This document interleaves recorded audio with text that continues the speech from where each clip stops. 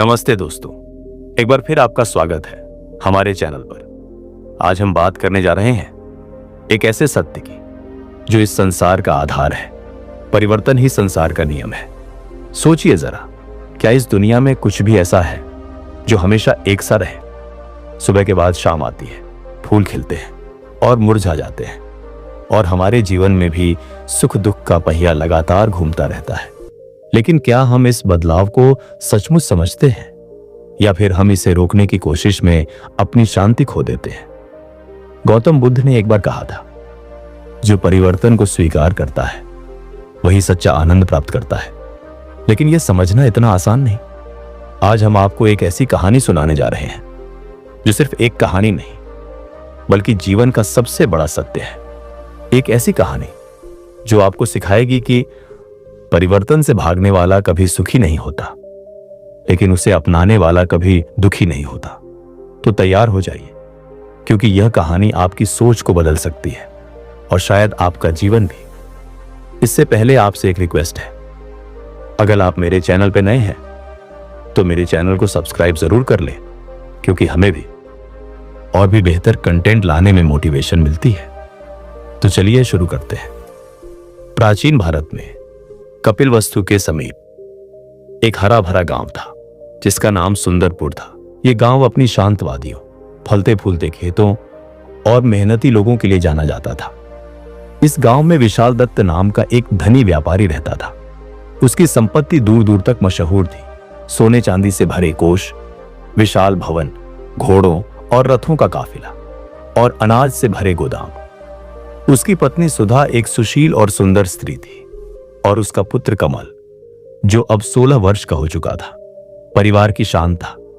विशाल दत्त का जीवन ऐसा था मानो सुख और समृद्धि की कोई कमी ही ना हो।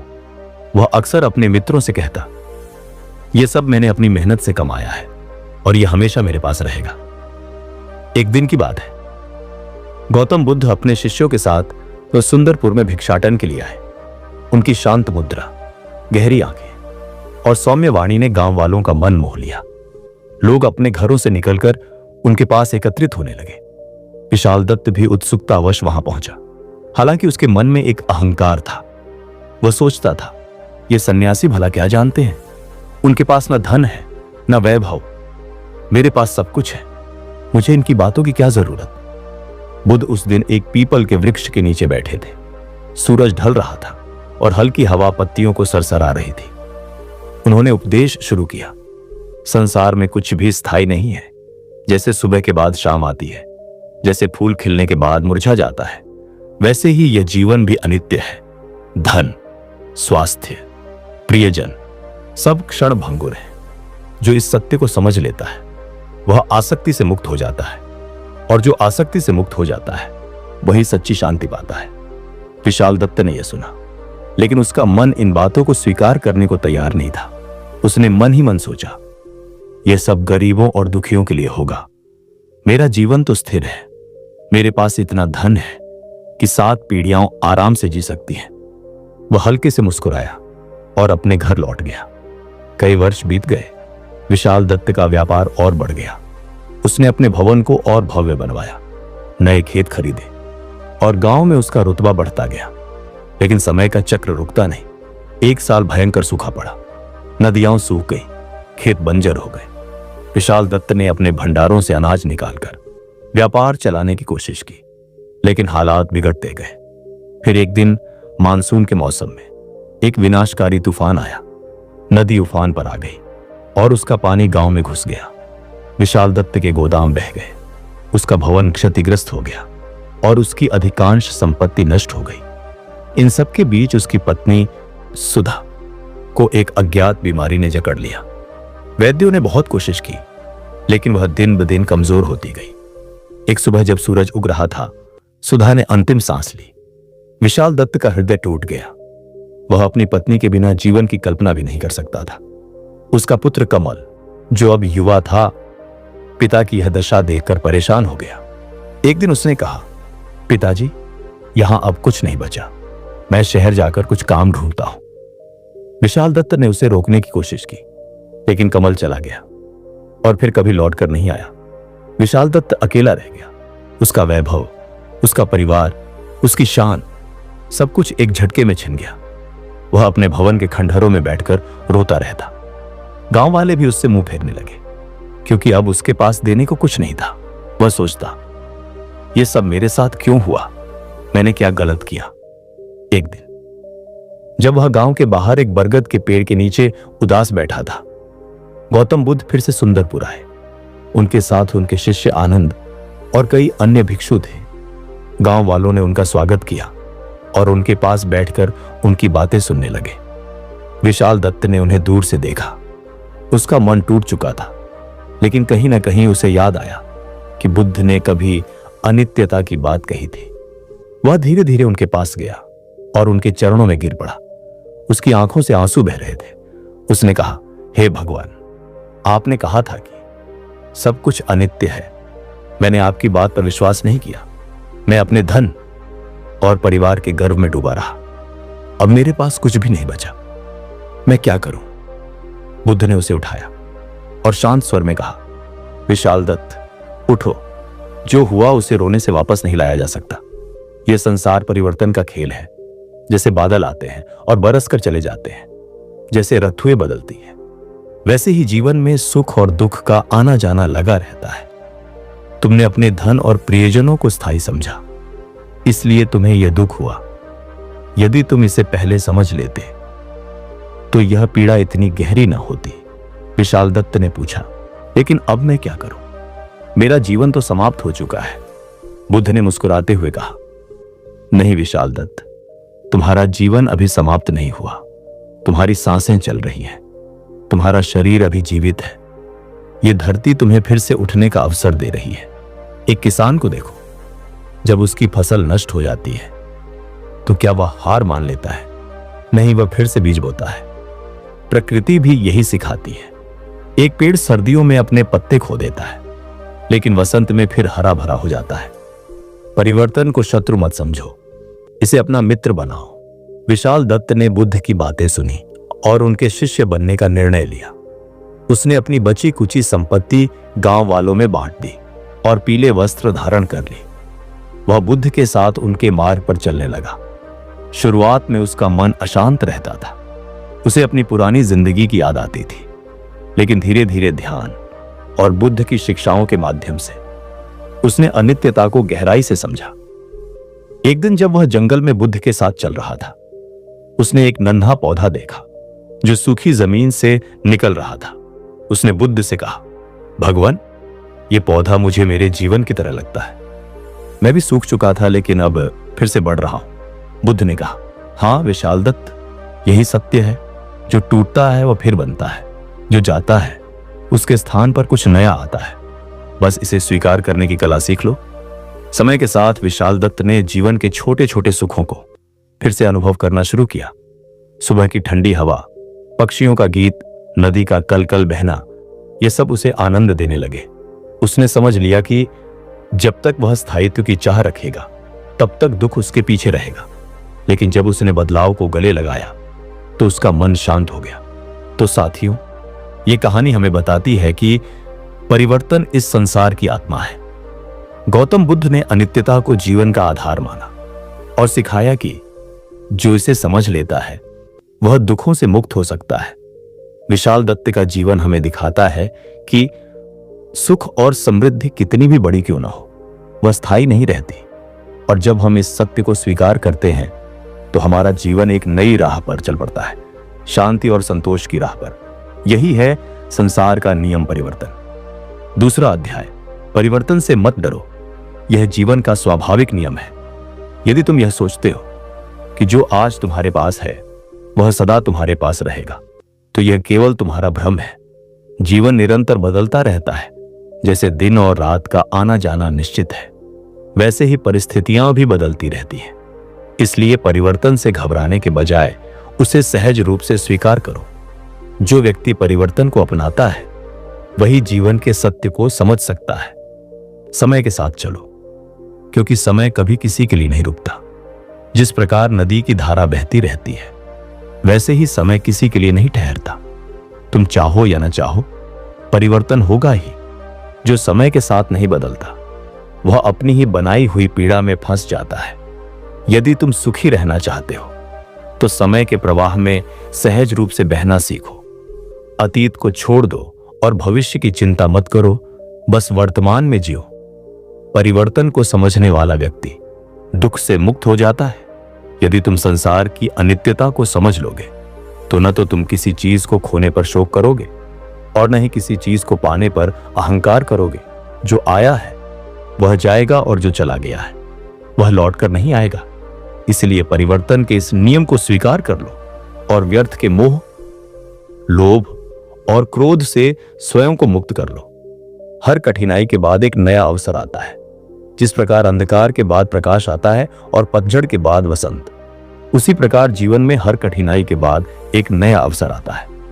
यदि तुम परिवर्तन को अपने विरुद्ध मानोगे तो तुम्हें पीड़ा होगी, लेकिन यदि तुम इसे अपने साथ बहने दोगे तो तुम नई संभावनाओं के द्वार खोल पाओगे। हर संघर्ष के बाद विकास होता है, यह समझो और आगे बढ़ो। जैसे कमल कीचड़ में खिलता है, वैसे ही जीवन कठिनाइयों से निखरता है। तुम्हें यह समझना होगा कि परिवर्तन केवल विनाश के लिए नहीं होता, बल्कि यह विकास का मार्ग भी खोलता है। जिस प्रकार कमल कीचड़ में खिलता है और सूर्य अंधकार के बाद उगता है, वैसे ही जीवन की कठिनाइयां तुम्हें सशक्त बनाती है। यदि तुम इन परिवर्तनों से डरोगे तो कभी अपनी पूरी क्षमता को नहीं पहचान पाओगे। वर्तमान में जियो, क्योंकि यही तुम्हारे हाथ में है। जो व्यक्ति अतीत के बारे में सोचकर दुखी होता रहता है और भविष्य की चिंता में डूबा रहता है, वह अपने वर्तमान को नष्ट कर देता है। अतीत वापस नहीं आ सकता और भविष्य तुम्हारे नियंत्रण में नहीं है। इसलिए सबसे अच्छा तरीका यही है कि तुम हर क्षण को पूरी तरह जियो, उसे अनुभव करो और अपने जीवन में संतुलन बनाए रखो। परिवर्तन तुम्हें नया अवसर देता है, उसका लाभ उठाओ। यदि तुम यह सोचते हो कि परिवर्तन केवल कठिनाइयां लाता है तो यह तुम्हारी भूल है। परिवर्तन एक अवसर है जो तुम्हें नई संभावनाएं देता है। जैसे बीज अंकुरित होने के लिए अपने पुराने रूप को छोड़ देता है, वैसे ही तुम्हें भी अपने पुराने विचारों, आदतों और सीमाओं को छोड़ना होगा ताकि तुम अपने वास्तविक स्वरूप को प्राप्त कर सको। हर परिवर्तन तुम्हें कुछ सिखाने आता है। जो कुछ भी तुम्हारे जीवन में घटित होता है वह तुम्हें कुछ न कुछ सिखाने के लिए आता है। यदि तुम ध्यान से देखोगे तो हर परिवर्तन तुम्हारे लिए एक पाठ होगा। दुख तुम्हें सहनशील बनाता है, सुख तुम्हें कृतज्ञता सिखाता है और कठिनाइयां तुम्हें सशक्त बनाती है। इसलिए परिवर्तन को एक शिक्षक की तरह देखो और उससे सीखो। परिवर्तन के साथ तालमेल बिठाने वाला ही सफल होता है। जो वृक्ष हवा के झोंकों के साथ झुकना सीख लेता है वही तूफान में भी खड़ा रह सकता है, लेकिन जो कठोर होकर अपनी जड़ों पर अड़ा रहता है वह टूट जाता है। जीवन में भी यही नियम लागू होता है। जो व्यक्ति परिवर्तन के साथ स्वयं को ढाल सकता है वही इस संसार में सुखी और सफल हो सकता है। संसार में कुछ भी स्थायी नहीं है, इसे स्वीकार करो। यह संसार क्षणिक है। यहां न तो सुख स्थायी है और न ही दुख। तुम जिस वस्तु, व्यक्ति या स्थिति को पकड़कर रखना चाहते हो वह सदा तुम्हारे साथ नहीं रहेगी।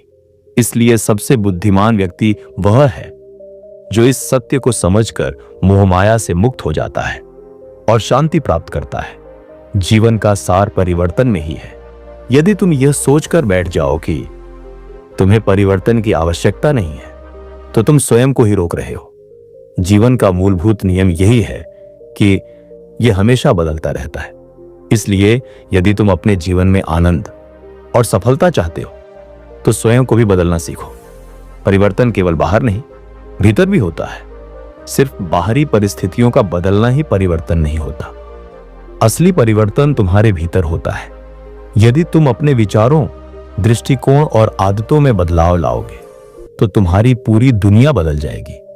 जो व्यक्ति अपने मन को सुधार सकता है वही अपने भाग्य को भी बदल सकता है। जो परिवर्तन से जूझता है वह कष्ट पाता है। जब तुम परिवर्तन का विरोध करते हो तब तुम्हें सबसे अधिक पीड़ा होती है। यदि तुम चाहते हो कि जीवन में कोई परिवर्तन न हो तो यह असंभव है। जब तक तुम परिवर्तन को सहजता से स्वीकार नहीं करोगे तब तक तुम्हारा मन अशांत रहेगा। हर अंत एक नई शुरुआत का संकेत है। जब कुछ समाप्त होता है तो इसका अर्थ यह नहीं कि सब कुछ खत्म हो गया। हर अंत एक नए आरंभ की ओर इशारा करता है। यदि तुम किसी चीज के खत्म होने पर शोक मनाने में ही लगे रहोगे तो तुम यह नहीं देख पाओगे कि तुम्हारे लिए कौन से नए द्वार खुल रहे हैं। आत्मज्ञान प्राप्त करने के लिए परिवर्तन को अपनाना आवश्यक है। यदि तुम आत्मज्ञान प्राप्त करना चाहते हो तो तुम्हें अपने भीतर परिवर्तन लाना होगा। तुम्हें अपने मोह, लोभ, क्रोध और अहंकार को छोड़ना होगा। आत्मज्ञान उन्हीं को प्राप्त होता है जो स्वयं को बदलने के लिए तैयार होते हैं। अगला अध्याय। महात्मा बुद्ध अपने शिष्यों के साथ राजगृह के विहार में निवास कर रहे थे। एक दिन उनके पास एक वृद्ध व्यापारी आया जिसका मन पीड़ा और निराशा से भरा था। उसकी आंखें आंसुओं से भीगी थी और उसका शरीर दुर्बल प्रतीत हो रहा था। उसने कांपती आवाज में कहा, भगवान, मेरा जीवन कभी असीम सुख संपत्ति से भरा हुआ था। मेरा व्यापार पूरे मगध में प्रसिद्ध था।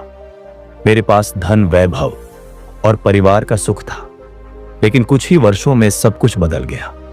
अकाल पड़ा, मेरा व्यापार नष्ट हो गया, धन लुप्त हो गया। फिर मेरे परिवार के सदस्य भी एक एक करके चले गए। मेरा बेटा बीमारी से मर गया। मेरी पत्नी मुझे अकेला छोड़कर चली गई। अब मैं न धनवान हूं न सुखी। ये संसार इतना निर्दयी क्यों है? बुद्ध कुछ क्षण मौन रहे। फिर उन्होंने प्रेम पूर्वक कहा, वत्स, संसार में कुछ भी स्थायी नहीं है। यह नदी के प्रवाह की तरह निरंतर बदलता रहता है। लेकिन वृद्ध व्यापारी का मन अभी भी अशांत था। उसने रोते हुए कहा, भगवान, ये तो सब कहते हैं, लेकिन क्या कोई मुझे यह समझा सकता है कि यह परिवर्तन क्यों आवश्यक है? यदि परिवर्तन अनिवार्य है तो यह केवल दुख क्यों लाता है? बुद्ध मुस्कुराए और बोले, वत्स, चलो मेरे साथ, मैं तुम्हें कुछ दिखाता हूं। बुद्ध अपने शिष्यों और व्यापारी को लेकर पास ही बहने वाली गंगा नदी के किनारे पहुंचे। वहां वे कुछ देर तक शांत खड़े रहे। बुद्ध ने पूछा, वत्स, क्या तुम इस नदी को देख रहे हो? वृद्ध ने सिर हिलाया। यह नदी कभी स्थिर नहीं रहती, प्रवाह बदलता रहता है। आज इसका जल निर्मल है, कल यह गंदला हो सकता है। आज यह शांत है, कल यह उग्र रूप धारण कर सकती है। तुम चाहो भी तो इसे एक ही रूप में नहीं रख सकते। वृद्ध व्यापारी ने कहा, हां भगवान, यह सच है, लेकिन मैं नदी को स्वीकार कर सकता हूं क्योंकि यह बाहर की चीज है। लेकिन मेरे जीवन का परिवर्तन तो मेरी आत्मा को तोड़ रहा है। बुद्ध ने मुस्कुराते हुए कहा, ठीक है, मैं तुम्हें एक और कथा सुनाता हूं। एक राजा था जो चाहता था कि साम्राज्य कभी न बदले। वह अमर होना चाहता था। उसने अपने विद्वानों और अर्षियों को बुलाया और उनसे कहा कि वे समय को रोकने का कोई उपाय करें। प्राचीन काल में मगध में एक महान राजा राज्य करता था। उसका राज्य वैभवशाली था और उसकी प्रजा सुखी थी। लेकिन राजा को सबसे अधिक भय था परिवर्तन का। उसे लगता था कि एक दिन उसका वैभव, उसका राज्य और उसका जीवन समाप्त हो जाएगा। इस भय से बचने के लिए उसने अपने विद्वानों और अर्षियों से कहा, मैं चाहता हूं कि तुम समय को रोकने का कोई उपाय खोजो। मैं चाहता हूं कि यह संसार वैसे ही बना रहे जैसा आज है। मेरा राज्य, मेरी संपत्ति, मेरा जीवन, कुछ भी न बदले। अर्षियों और विद्वानों ने बहुत प्रयास किए लेकिन कोई समाधान नहीं मिला। तब एक वृद्ध सन्यासी राजा के दरबार में आया और बोला, राजन, मैं तुम्हें समय को रोकने का रहस्य बता सकता हूं, लेकिन पहले तुम्हें मेरे साथ आना होगा। राजा ने हामी भरी और सन्यासी के साथ निकल पड़ा। सन्यासी राजा को एक घने जंगल में ले गया। वहां उन्होंने देखा कि एक विशाल वृक्ष खड़ा था जिसकी शाखाएं हरी भरी थी। सन्यासी ने पूछा, राजन, यह वृक्ष कैसा दिखता है? राजा ने उत्तर दिया, यह सुंदर और हरा भरा है। फिर सन्यासी राजा को उसी स्थान पर कई महीनों तक ठहरने के लिए कहा। राजा सहमत हुआ। धीरे धीरे ऋतु बदली। शीतकाल आया और वृक्ष की हरी पत्तियां झड़ गईं। अब वही वृक्ष नंगे ठूंठ की तरह लगने लगा। सन्यासी ने राजा से पूछा, अब यह वृक्ष कैसा दिखता है? राजा ने उत्तर दिया, अब यह सूखा और नीरस लग रहा है। फिर बसंत आया। वृक्ष में फिर से नई पत्तियां आ गईं और वह पहले की तरह हरा भरा हो गया। तब सन्यासी ने राजा से कहा, राजन, यह संसार भी इसी वृक्ष की तरह है। ऋतुएं बदलती है, समय बदलता है, परिस्थितियां बदलती हैं। तुम चाहो भी तो इसे रोक नहीं सकते। परिवर्तन को रोकने का प्रयास करना उसी मूर्खता की तरह है जैसे कोई सूरज को अस्त होने से रोकना चाहे। राजा को सत्य का बोध हुआ और उसने अपने मोह और भय को त्याग दिया। बुद्ध ने वृद्ध व्यापारी की ओर देखा और कहा, वत्स, यह संसार उसी वृक्ष की तरह है। दुख आता है लेकिन वह सदा नहीं रहता। सुख आता है लेकिन वह भी स्थायी नहीं होता। जो इन परिवर्तनों को सहजता से स्वीकार करता है वही सच्चे सुख को प्राप्त कर सकता है। वृद्ध व्यापारी की आंखों में आंसू थे, लेकिन इस बार वे दुख के नहीं बल्कि ज्ञान के थे। उसने हाथ जोड़कर कहा, भगवान, अब मैं समझ गया हूं कि यह संसार परिवर्तनशील है। मैंने जीवन भर इस परिवर्तन का विरोध किया, लेकिन अब मैं इसे स्वीकार करूंगा। मैं अतीत के दुख में नहीं बल्कि वर्तमान में जीऊंगा। उस दिन के बाद वृद्ध व्यापारी ने अपने जीवन को बदला। उसने बौद्ध धर्म की दीक्षा ली और संतोषपूर्वक जीवन व्यतीत किया। उसने यह समझ लिया कि परिवर्तन से बचा नहीं जा सकता, लेकिन इसे अपनाकर मन की शांति प्राप्त की जा सकती है। यह कथा हमें सिखाती है कि संसार में कुछ भी स्थायी नहीं है। सुख और दुख दोनों ही अनित्य हैं। जो इस सत्य को समझकर जीवन को स्वीकार करता है वही वास्तविक शांति प्राप्त करता है। परिवर्तन से घबराने की बजाय हमें इसे सहजता से स्वीकार करना चाहिए, क्योंकि यही जीवन का सबसे बड़ा नियम है। तो दोस्तों, अगर आपको ये वीडियो पसंद आया हो और इससे कुछ नया सीखने को मिला हो तो इसे लाइक करें और अपने दोस्तों के साथ शेयर करें। ऐसे ही और शानदार वीडियो देखने के लिए हमारे चैनल को सब्सक्राइब करना न भूलें। साथ ही बेल आइकन दबाएं ताकि आपको हमारी नई वीडियो की नोटिफिकेशन सबसे पहले मिले। आपका सपोर्ट हमें और भी बेहतरीन कंटेंट बनाने के लिए प्रेरित करता है। धन्यवाद। मिलते हैं अगले वीडियो में।